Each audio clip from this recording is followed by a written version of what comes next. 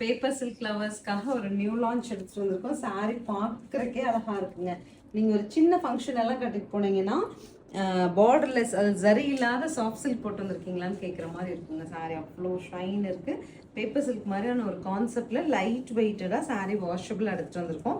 Stripes பாடி, இந்த மாதிரி story பல்லு, அழகான ஸ்டோரி பல்லு அண்ட் இந்த மாதிரி புட்டாஸ் வர மாதிரியான பிளவுஸுங்க. எல்லா சாரிக்குமே என்ன பார்டர் கலரோ அந்த புட்டாஸ் வரும்.